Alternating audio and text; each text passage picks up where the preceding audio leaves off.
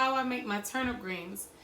The turnip greens that I'm going to make is inspired from West Africa. The only difference between these greens is that there will be no meat in it, okay? There won't be any ground shrimp. There won't be any dry fish. There won't be any dry meat, all right? I'm just going to put strictly veggies inside the greens. These greens will wake up your ancestors. These greens will spark up a conversation at the table, okay? These greens will have your grandmother tiptoeing in her walker and asking you for the recipe. And I'm not saying it to be funny because my grandmother did that. She came over in her little walker and she whispered softly in my ear and said, "What did you put in these greens?" So when your grandmother does that, you're on to something. So I'm about to share this with you. You guys better get ready for people to give you calls and say, "Hey, you remember them greens you made about 2 years ago? Is there any way you can give me the recipe?" I'm not making this up. So get ready. I'm going to show you a healthy way to make turnip greens without putting any meat. It's going to have the flavors that you're looking for. And it's going to have all of the health benefits that you're looking for. I need you guys to check this recipe out. This is the go-to, and you won't be disappointed. Let me go wash my hands, and I'll be right back. Stay tuned. Okay, guys, so I'm back. I have a saucepan here that I'm going to be using to put the greens in. I have a regular pot that I'm going to use to put the sauce for the greens, all right? I'm going to start off with, this one is a 14-ounce bag of turnip greens, diced turnips. So it has the actual root in it, all right? It's 14 ounces. And this one is just regular 15-ounce chopped turnip with no roots in it. You can do with root or without root. It's fine. It's not going to change the taste of the greens at all. This is 4 cups of water. I'm going to slowly put it inside.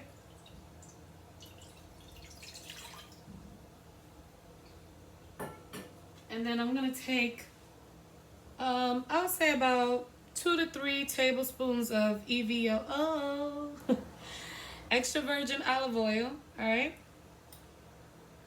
I'll say about 2 to 3 tablespoons. And what this is going to do is make sure that the greens remain tender. We need a little fat in the greens, right? Fat makes things tender. And this is going to, I guess, replace the meat that people put in their greens to tenderize it. So I'm going to turn the stove on to, I'm going to start off with a medium-high heat. Let this get hot before I put the salt in. If you guys don't know, salt will pit your pans and pots. It will eat up your pans and pots if you put it in the pan directly. So the best way to do it is just to have the heat going, a little bit of water. Let it help dissolve the salt, and it won't leave little pits in your pots and pans. So I'm gonna wait a little bit, and then I'll put the salt in. And I'm just gonna use about, because I have 2 bags of this, I'm gonna use about a teaspoon of salt, okay? While we're waiting for this to get warm, I'm going to start off with the dressing for the greens. Right over here, we have about 5 tomatoes. I don't know if you ever went into the grocery store and seen tomatoes that have the little green vines on them. I picked those because they're a little bit sweeter. But you can use Roma tomatoes. You can use about 4 or 5 Roma tomatoes, depending on how much greens you have. And I have a whole garlic that I peeled. I have some ginger here that I'm going to use, about this much. I don't know if you guys can see. And then a little nub right here. You can use as much ginger as you like because ginger can be it can give it a little kick. 1 whole Vidalian onion, all right, that I just cut up. I cut everything up just to put in the blender. We're going to put this all in the blender So by the time I'm done showing you this, it's going to be, I call it a dressing, and that's what we're going to use to combine with the greens. And I picked the Vidalian onions because it has that sweet taste, natural sweetness, to it, to balance out the bitterness. So you're not adding sugar to your greens. This Vidalian onion is going to take care of the bitterness in your greens. All right. So let's get started by blending this all up, and then we'll put it into a saucepan and I'll show you the rest. Oh, I forgot to show you this Scotch bonnet pepper. It's about I would say about a quarter of a Scotch bonnet pepper that I'm going to use. And I'm going to blend it into all of this as well. All right? Because I like my greens to have a little kick to it. I feel like it's going to help me with my immune system, get rid of colds and stuff. So let's get started. I'm going to put some gloves on, and then I'm going to put this in a blender. I have 1 cup of water. 1 cup of water that I'm going to put in here in the blender. Sometimes when you don't put anything in there, it's hard to get the blender to break everything down. We're going to put everything in here all at one time if we can. Now I want you guys to know that when we finish blending this and we finish creating our sauce, we might have a lot of sauce left over. And don't fret, don't say, oh, what am I going to do with this? You can always use it for other things. You can even use this as a marinade to season meat with, It doesn't have to always be for greens because it's natural stuff. Put the power on.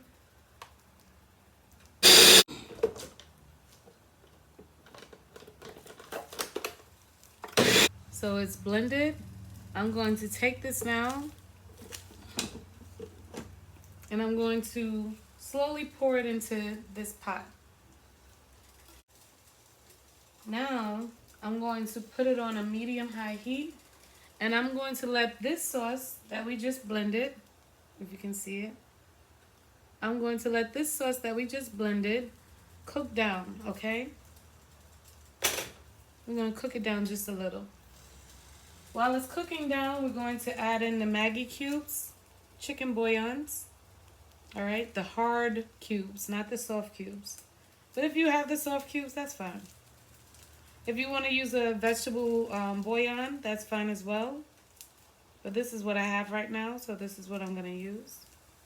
I don't know if I have mentioned it to you guys, but when you use the Scotch bonnet pepper, if you don't like too much of a kick, please take your time, remove the seeds out of the pepper, and then wash your hands thoroughly. But once the seeds are removed, it's not as spicy. It has a little hint of spice, but it's not unbearable spice. As you guys can see, I'm gonna bring this closer to you, to the pan.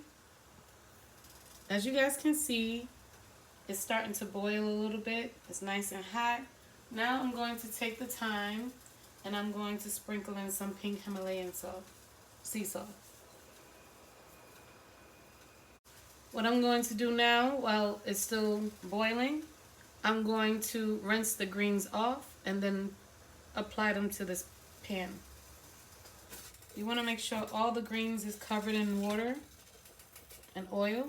You don't want your greens to be dry, so just make sure that you don't boil out the sauce way too much that it's just like the peelings of the tomatoes and stuff in there.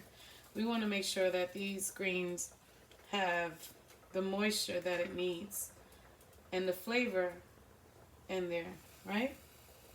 So let's give this about an hour to cook. I'm going to take a lid and cover it. I'm going to get a lid for this as well. Stay tuned. Okay guys, so it's actually been about 45 to 50 minutes since the greens been cooking, and the water has drained out of it. It might be just a little bit of water in there. I don't know if you can see it going down. But we don't want a lot at all because we want the sauce that we just made in the other pan, the dressing that we just made, to coat this. We're gonna like make it like a, like just picture this as a bowl of lettuce or a plate of lettuce, and we're putting the salad dressing, which is this on in here. All right, so we want to make sure that the moisture is still there, but it's not a lot. It's still there, but it's not a lot. Okay? Because if we have a lot of water in here, what's going to happen is it's going to take away from the flavor. And we don't want the flavor to go. So this is the sauce that was cooking down. And I wanted to give it like that applesauce texture. Alright? It cooked down into like an applesauce texture. We're going to take this right here. And we're going to slowly take a spoonful of it. And put it into the greens. Take your time. I'm going to start off with 2 spoonfuls, and I'm going to start mixing it in. Because you want to eyeball it. You don't want to get too carried away with the sauce. Because then if you do that, what's going to happen is you might put too much in where it's going to be overpowering.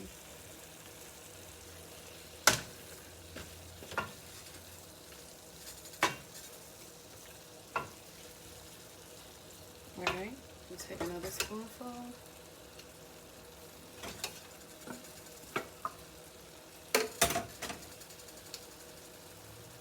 And then take my time and mix it in. Fold it in from top to bottom.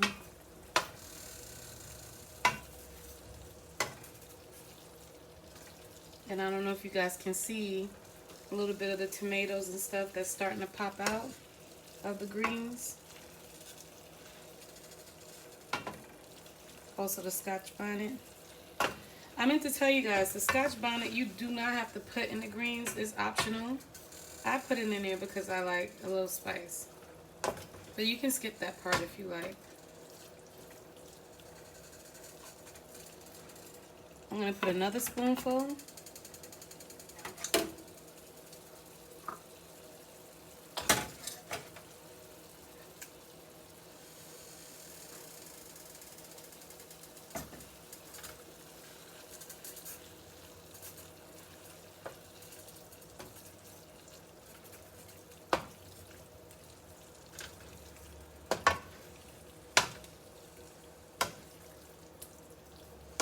They look nice and flavored. They look very well.